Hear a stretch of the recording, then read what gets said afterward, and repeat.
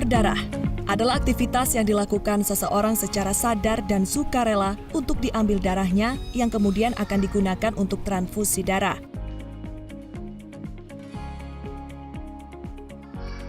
Transfusi darah pertama kalinya dilakukan pada abad ke-17 oleh seorang dokter bernama Jean-Baptiste Denis.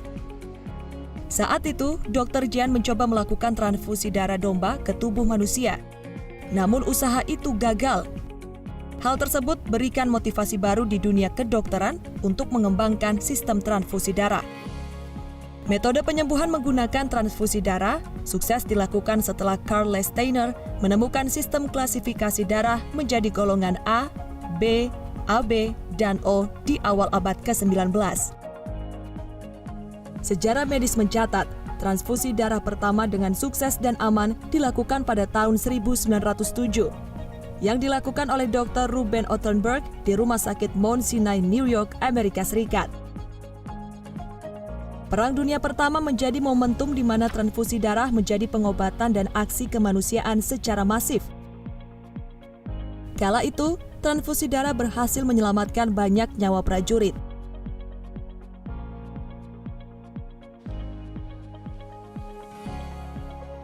Di Indonesia, kegiatan donor darah sudah bukan menjadi hal asing.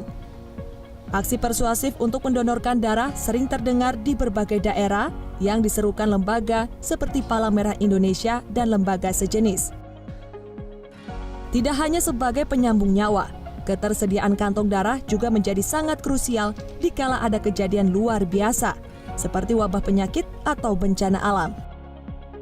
Jadi syarat-syarat dari seorang yang akan menjadi donor darah itu sudah kita sudah ketahui, dan kalau ternyata nanti dalam deteksi dari donor yang akan mengambil darahnya itu tidak sesuai dengan kriterianya, jelas tidak bisa mengambil darahnya diambil, karena akan membahayakan bagi si pendonor gitu. Bagi donor darah konvensional, pengambilan darah bisa dilakukan sekali dalam tempo waktu 75 hari. Donor darah rutin dapat memberi manfaat meremajakan darah yang ada di dalam tubuh. Selain itu, donor darah yang dilakukan secara rutin juga dapat meminimalisir serangan jantung serta menurunkan resiko kanker.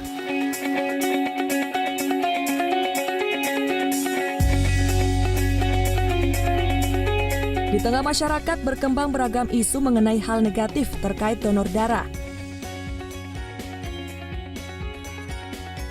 Selain itu, setelah melakukan donor darah, sebagian orang akan mengalami kelelahan. Apakah setelah mendonorkan darah, pendonor harus istirahat selama seharian penuh? Mitos.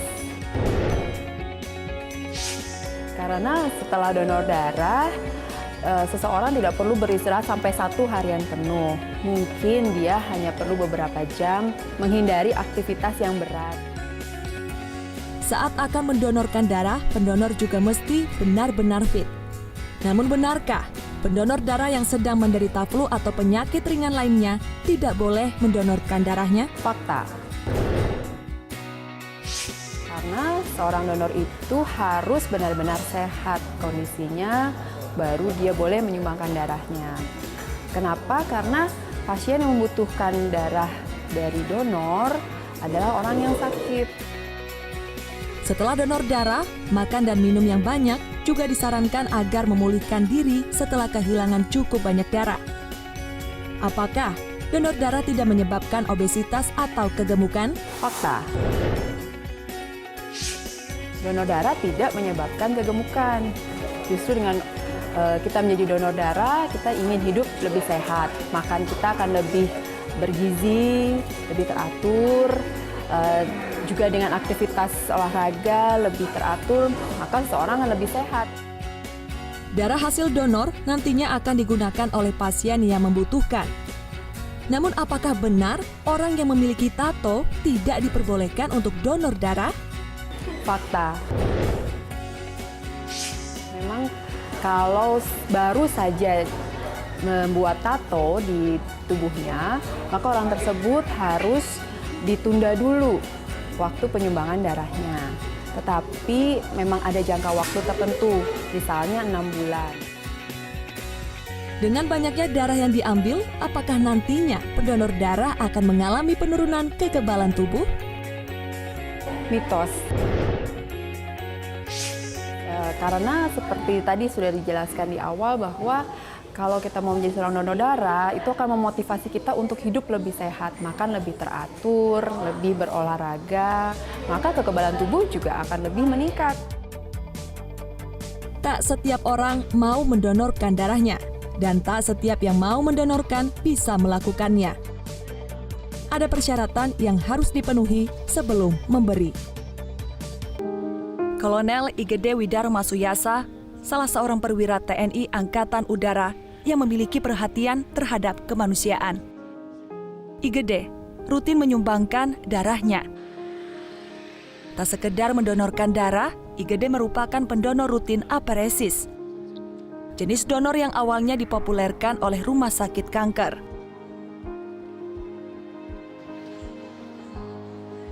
Hingga saat ini Igede telah mendonorkan darah lebih dari 130 kali. Kebiasaan ini rutin ia lakukan sejak 2011 silam. Berbeda dengan donor darah biasa, pendonor darah aparesis harus melewati persyaratan khusus dan bisa melakukan donor setiap 15 hari sekali. Tak hanya itu, jika ada yang membutuhkan, pendonor aparesis kerap mendapat panggilan mendadak dari unit transfusi darah untuk mendonorkan darahnya.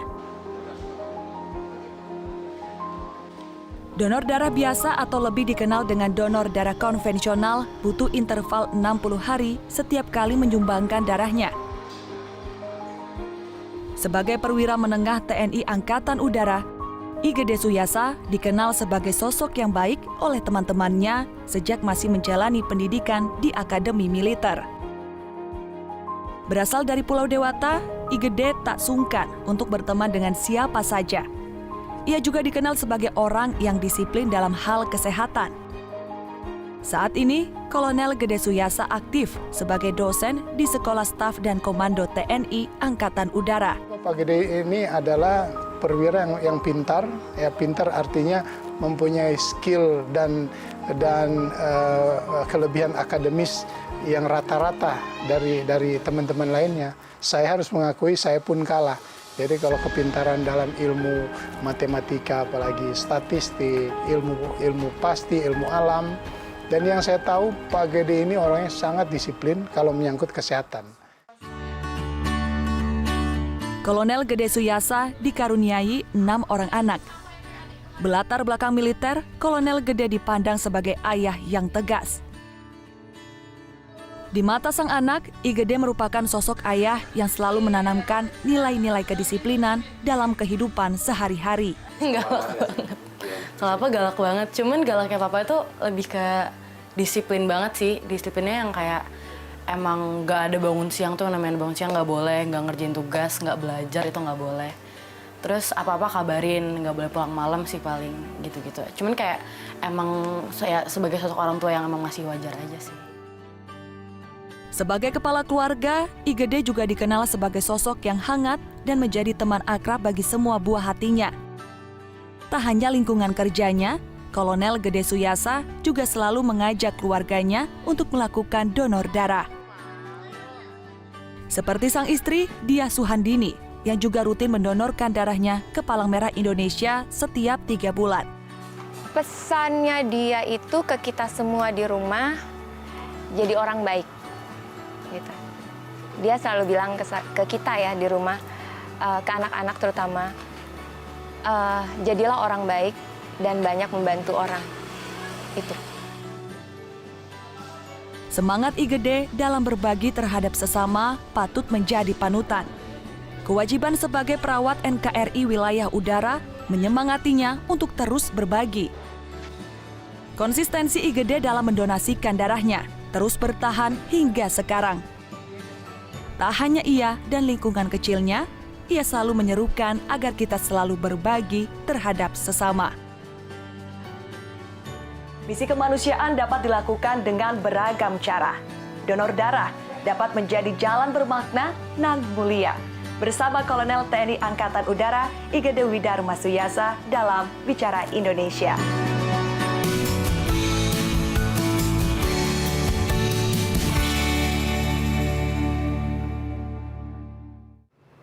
Bicara Indonesia kali ini mengisahkan sosok Kolonel TNI Angkatan Udara IGD Widarma Suyasa.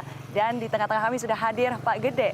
Selamat siang Pak Gede. Selamat siang Mbak Karin. Nah Pak Gede, ini kan kami mendapatkan informasi dari UTD DKI Jakarta atau UTD PMI DKI Jakarta. Ini katanya Bapak telah mendonorkan sebanyak 131 kali. Bukan saja donor konvensional, tapi juga donor aferesis. Ini boleh diceritakan Pak sebenarnya donor aferesis itu seperti apa? Terima kasih Mbak Karin. Sebenarnya donor aferesis sama kegiatan donor darah. Kita menyumbang darah untuk orang-orang yang membutuhkan. Hanya saja donor aferesis itu dilakukan dengan menggunakan mesin dan yang diambil hanya komponen darah kita. Jadi apa komponen darah apa yang dibutuhkan oleh pasien, itulah yang akan diambil untuk disumbangkan. Dan untuk pengambilan ini mereka membutuhkan satu alat aferesis namanya, dan pelaksanaannya mungkin cukup panjang. Jadi selama donor itu kira-kira butuh waktu prosesnya 1,5 sampai 2 jam. Baik, berarti itu memakan waktu yang tidak biasa ya, seperti kayak donor pada biasanya. Nah, selanjutnya itu sejak kapan Bapak akhirnya memutuskan untuk saya akan mencoba donor aferesis ini? Dulu saya donor konvensional, tapi beberapa kali saya lihat kebetulan lokasi donor itu hampir ada di dalam satu ruangan. Sehingga saya tertarik untuk melihatnya dan saya bertanya, kemudian ikut mendaftar donor aferesis ini. Dan sejak tahun 2013 PMI kemudian memanggil saya untuk mencoba donor aferesis dan sejak itu saya lakukan sampai dengan sekarang. Sampai dengan sekarang ya Pak. Berarti waktu itu ada syarat khusus dong Pak untuk jadi pendonor aferesis? Betul, setahu saya pendonor aferesis dia harus sudah mendonorkan minimal 5 kali donor biasa. Kemudian ada syarat-syarat lain yang memang lebih ketat dari pendonor darah biasa. Si pendonor misalnya kadar kolesterolnya harus bagus. Oh berarti itu juga dites ya Pak ya? Iya, kemudian lolos dari beberapa penyakit yang mereka mereka cari. Kemudian juga pembuluh darah si pendonor juga harus besar. Sehingga ada beberapa syarat khusus memang yang ditetapkan oleh PMI sehingga orang-orang itu seperti apa saja yang bisa berdonor aferesis. Baik, berarti dalam sekali donor nih Bapak sanggup mengumpulkan berapa kantong darah? Kadang-kadang tergantung kebutuhan PMI. Kadang-kadang sekali donor saya kebanyakan sih 1 kantong, tapi dalam hari-hari tertentu, waktu-waktu tertentu, kadang-kadang saya 2 kantong dalam sekali ambil. Bahkan bulan puasa itu saya pernah berdonor sampai dengan 4 kantong. 4 kantong dalam sekali donor? Sekali donor 2 kantong, tapi saya lakukan 2 kali dalam sebulan karena memang 15 hari sekali. Sehingga dalam 1 bulan puasa itu saya bisa mendonorkan 4 kantong darah Mbak Karin. Wah banyak sekali ya Pak ya. Dan selanjutnya Pak, ini kami juga ingin tahu Pak, kan tadi Bapak menceritakan bahwa dalam sebulan itu 2 kali donor darah aferesis. Nah sebenarnya apa yang menggerakkan hati Bapak untuk melakukan pendonoran seperti itu? Boleh diceritakan? Donor aferesis ini donor baru Mbak Karin. Tetapi kelihatannya sangat efektif untuk membantu teman-teman yang sakit. Dan kita tahu karena PMI bahwa kekurangan donor-donor darah aferesis sehingga saya tergerak. Tapi paling utama adalah memang niat kita, niat banyak orang untuk bisa membantu sesama saudara kita yang sakit sehingga mereka mungkin bisa sembuh dari sakitnya sehingga bermanfaatlah apa yang saya lakukan. Dan hanya saya kira alasan paling dalam, paling tinggi yang bisa saya lakukan hanya alasan kemanusiaan. Di samping itu tentu dengan melakukan donor darah aferesis ini ada manfaat balik ke kita. Selain kita juga jadi lebih sehat, kita tahu kan bahwa darah kita mungkin bersirkulasi, darah baru lagi. Sehingga saya juga merasakan manfaatnya. Dalam 5 tahun ini ya saya merasa lebih sehat. Baik, berarti merasa lebih sehat ya dengan donor darah aferesis. Nah Pak, kami juga ingin tahu Pak, Bapak punya misi khusus nggak terkait dengan adanya donor aferesis ini? Misi ke pribadi sebenarnya mungkin tidak ada, tapi saya ingin apa yang saya lakukan, saya bisa tularkan kepada teman-teman, kepada saudara-saudara, kepada anak-anak muda terutama yang lebih sehat daripada saya, bisa ikut membantu PMI untuk ikut berdonor. Banyak teman-teman sekitar saya Mbak yang sudah saya tularkan donor-donor ini. Satu contoh adalah termasuk Komandan Lanut Halim sendiri. Beliau juga seorang pendonor aferesis dan sudah cukup banyak berdonor aferesis juga sebenarnya. Berarti sudah ada gebrakan dong Pak dari Bapak sendiri atau bagaimana? Lumayan, jadi di kantor, senior, bahkan keluarga saya dari istri, supir, semuanya juga ikut berdonor. Walaupun mereka ikut hanya donor biasa. Mungkin donor aferesis ini karena waktunya juga lebih panjang, kemudian syaratnya lebih ketat, mungkin tidak semua orang juga mungkin mau dan bisa. Pak Gede, kami juga ingin tahu Pak, Bapak sejak kapan mulai untuk berdonor darah nih Pak, boleh diceritakan? Pasnya sebenarnya saya lupa Mbak Karin, tetapi yang saya ingat saya berdonor darah pertama ketika saya berdinas di Pekanbaru. Waktu itu pangkat saya baru Letnan 2 atau Letnan 1. Kebetulan kan biasa di instansi-instansi ketika ada momen-momen tertentu ulang tahun itu ada kegiatan donor darah. Momen apa yang mengingatkan Anda akhirnya saya ingin rutin untuk berdonor darah secara aperesis Pak? Ada satu peristiwa yang men-trigger saya kenapa saya melakukan donor darah aperesis ini. Tahun 2009 kebetulan istri saya almarhum itu kena kanker ovarium. Ada pada satu ketika beliau masuk ICU. Kebetulan itu sudah setahun setelah beliau menderita penyakit kanker. Dan saya masih ingat sore hari dokter datang ke saya kemudian menyodorkan satu format dan mengatakan, Bapak, Ibu harus ditransfusi. Saya menyetujui kegiatan tindakan transfusi itu dan saya menandatanganin. Namun saya ingat sampai dengan keesokan harinya, ternyata almarhum istri saya belum diberikan darah transfusi. Saya sempat bertanya, kenapa belum diberikan? Karena darahnya tidak ada, Pak. Jadi kita masih menunggu darah yang ada. Dan saya baru tahu setelah istri saya ditransfusi, darah yang ditransfusikan itu beda dengan apa yang saya tahu. Bukan berupa darah berwarna merah, tetapi warnanya sedikit kekuning-kuningan.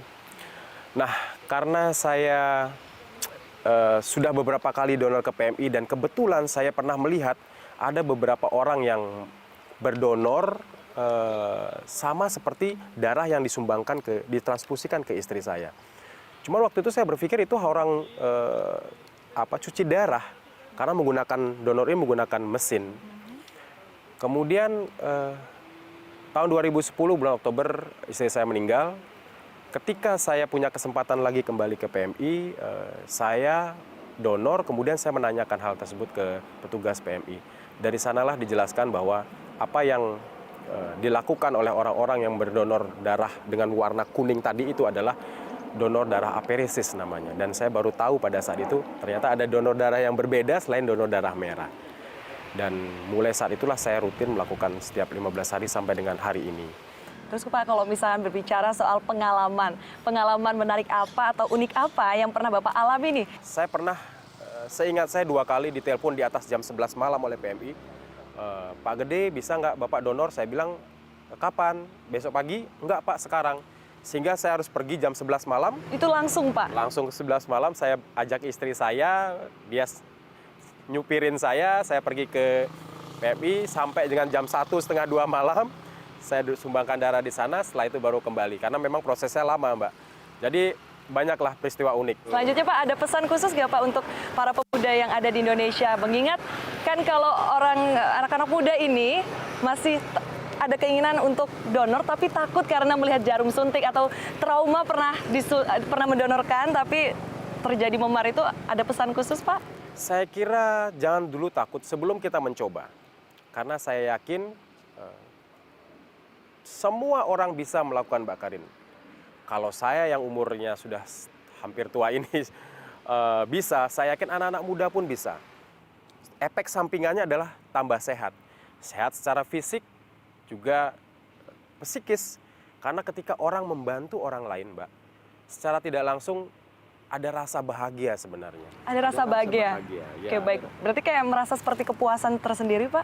Ya, saya kira sesuatu kepuasan yang kita kejar tapi dengan nilai-nilai yang positif, Mbak Karin. Bukan sesuatu yang kita kejar dengan konotasi negatif ya. Jadi kita bisa membantu orang, sekalipun orang yang kita bantu itu kita tidak pernah kenal. Baik Pak, berbicara Indonesia seperti apa yang Anda inginkan? Mbak Karin, saya sebagai TNI tentu saya kira sama lah harapan kita sebagai masyarakat apapun bidang tugasnya. Kita menginginkan Indonesia ke depannya semakin maju, semakin makmur, dan semakin kuat. Dan itu bisa kita lakukan apabila kita bersama-sama mempersembahkan yang terbaik buat bangsa ini sesuai dengan bidang tugas kita. Khusus untuk aperesis ini atau donor darah ini, saya berharap tumbuh kesadaran dari semua masyarakat Indonesia untuk bisa ikut menjadi pendonor aktif, terutama dalam waktu-waktu khusus seperti bulan-bulan puasa itu di mana PMI kekurangan darah. Dan saya garis bawahi sekali lagi bahwa berdonor ini tidak mengurangi sedikit pun kesehatan kita. Bahkan orang yang berdonor, menurut literatur-literatur yang saya baca itu akan bertambah sehat. Jadi mudah-mudahan tumbuh kesadaran masyarakat kita. Baik, terima kasih Pak Gede untuk waktunya. Kisahnya sangat menginspirasi. Terima kasih, Mbak Karin. kasih.